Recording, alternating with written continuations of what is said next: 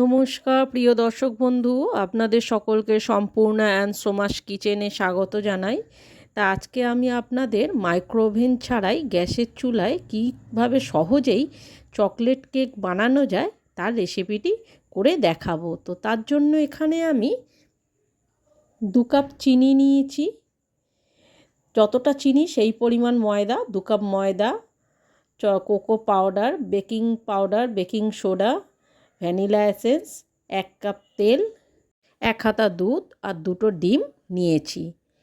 তো এখানে প্রথমেই আমাকে চিনিটাকে গুঁড়ো করে নিতে হবে। সেই জন্য একটা মিক্সার গ্রাইন্ডারের মধ্যে আমি চিনিটাকে গুঁড়ো করে নিচ্ছি। চিনিটা এইভাবে গুঁড়ো করে নিলাম। নিয়ে এবার একটা বাটির মধ্যে আমি ডিম দুটোকে ফাটিয়ে দিয়ে দেব। 2টো ডিম ভেঙে নিয়ে নিয়েছি। এবার একটা হ্যান্ড উইস্কের সাহায্যে ডিম দুটোকে ভালোভাবে আমাদের ফাটাতে হবে। তো এই মধ্যে আমি ডিম দুটো ফাটিয়ে 1 কাপ রিফাইন তেলটা দিয়ে দিলাম। এবার তেল আর ডিমটাকে আমাদের খুব ভালো করে মেশাতে হবে। এবার এর মধ্যে দিয়ে দিলাম সেই 2 কাপ গুঁড়ো করা চিনি, দিয়ে আবার এটাকে খুব ভালো করে মিক্স করতে হবে। যত ভালো করে মিক্স করবেন আর যত ভালো করে ফাটাবেন কেকটা ততটাই সফট হবে। এর মধ্যে এবার সেই 1 হাতা দুধের কিছুটা দুধ দিয়ে দিলাম। দিয়ে এবার ভালো করে আমাদের চিনিটাকে আর এইগুলোকে চিনিটা যতক্ষণ না পর্যন্ত গলে যায় ততক্ষণ আমাদের এটাকে ফাটাতে হবে। ভালো করে এইভাবে হ্যান্ড উইস্কের সাহায্যে খুব ভালোভাবে এইভাবে আমাদের মিক্স করতে হবে। যখন খুব ভালোভাবে এইভাবে মিক্স হয়ে যাবে সব জিনিস, তখনই এর মধ্যে সেই 2 কাপ পরিমাণ ময়দাটা আমরা এর মধ্যে দিয়ে দেব। ময়দাটা পুরোটা দিয়ে এর মধ্যে এবার 2 চামচ আমাদের কোকো পাউডার দিতে হবে। এবার হাফ চামচের মতো বেকিং পাউডার, 1 চিমটে বেকিং সোডা ও 1 চামচ ভ্যানিলা এসেন্স দিয়ে আবার ভালো করে এটাকে মেশাতে হবে। খুব ভালো করে এটাকে এইভাবে মিশিয়ে নিতে হবে। যখনই দেখবেন এরকম ভালোভাবে মিশে গেছে আর এর ঘনত্বটা ঠিক এই রকম হবে, খুব পাতলাও হবে না, খুব ঘনও হবে না, মোটামুটি এর ঘনত্বটা এই রকম হবে, তখনই যে পাত্রের মধ্যে আপনারা কেকটা বেক করবেন সেই আমি একটা পাত্র নিয়েছি। নিয়ে তলায় একটা কাগজ দিয়ে আমি কিছুটা পাত্রটার মধ্যে তেল মাখিয়ে নিয়েছিলাম, যাতে খুব সহজেই কেকটা তখন আমরা বার করে নিতে পারি এই পাত্রটা থেকে। এবার সম্পূর্ণ কেকের মিশ্রণটা এর মধ্যে ঢেলে এবার কিছুটা আমাদের এরকম ট্যাপ ট্যাপ করে নিতে হবে, যাতে এই ব্যাটারের মধ্যে কোনো রকম বাবলস না থাকে।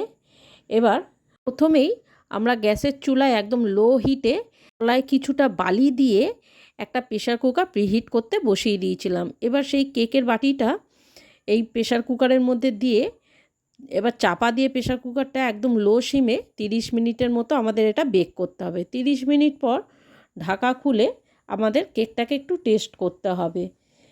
এবার একটা কাঠির সাহায্যে কেকটা দেখুন, যখনই দেখবেন কাঠিটার মধ্যে কোনো রকম কেক লেগে আসছে না, তখনই বুঝবেন আমাদের কেকটা সম্পূর্ণ রেডি হয়ে গেছে।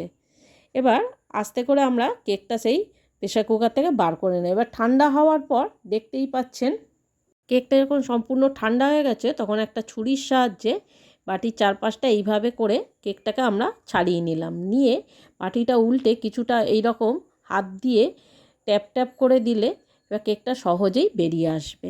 কেকের তলায় যে কাগজটা আমি দিয়েছিলাম সেটা এইভাবে ছাড়িয়ে দেব। দিয়ে দেখতে পাচ্ছেন কত সহজেই বাড়িতে আমরা এইরকম একটা চকলেট কেক বানিয়ে ফেললাম। এবার একটা ছুরির সাহায্যে আমি আপনাদের কেকটা কেটে দেখাচ্ছি। দেখুন কেকটা কতটা স্পঞ্জি হয়েছে।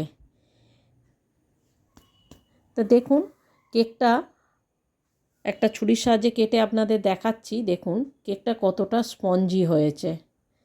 তাহলে কত সহজে আমরা প্রেশার কুকারেই মাইক্রোওভেন ছাড়াই এরকম একটা চকলেট কেক বানিয়ে ফেললাম। এবার আমি এরকম বাড়িতে 2টো কেক, এই রকমই 2টো কেক আমি বানিয়ে একটা কেক আপনাদের কেটে দেখালাম, আর একটা কেক বাচ্চাদের জন্য আমি গার্নিশিং করে দেখাবো, যাতে কোনো অনুষ্ঠানে খুব সহজেই আপনারা বাড়িতে এইভাবে একটা কেক বানিয়ে নিতে পারেন। তো তার জন্য এখানে আমি কিছুটা কোকো পাউডার, তার মধ্যে একটু বাটার দিয়ে আর চিনি দিয়ে একটা ক্রিম এরকম বানিয়ে নিয়েছি। বানিয়ে নিয়ে সেই কেকটার মধ্যে ভালো করে এইভাবে আমরা দিয়ে একটা চকলেট একটা গ্রেটারের সাহায্যে আমি এইভাবে গ্রেট করে দিয়ে দেব, কেকের ওপর ছড়িয়ে দেব। তো বন্ধুরা, আপনাদের যদি আমার এই কেকের রেসিপিটি ভালো লেগে থাকে তাহলে অবশ্যই আমার চ্যানেলটি সাবস্ক্রাইব করে একটা লাইক দিয়ে আমার পাশে থাকবেন। আর আপনাদের এই রেসিপিটি কেমন লেগেছে সেটা আমাকে অবশ্যই কমেন্ট করে জানাবেন। তা কত সহজেই দেখতে পাচ্ছেন বাড়িতে এরকম একটা চকলেট কেক বানিয়ে ফেলেছি। তা আপনাদের যাদের এই রকম চকলেট কেক বাড়িতে বানানোর খুব ইচ্ছা, তারা অবশ্যই আমার এই রেসিপিটি দেখে বাড়িতে ট্রাই করুন। যেটা আপনার বাড়ির বাচ্চা থেকে বড় সকলেই খেয়ে আপনার প্রশংসা করবে আর বারবার আপনাকে বানাতে বলবে।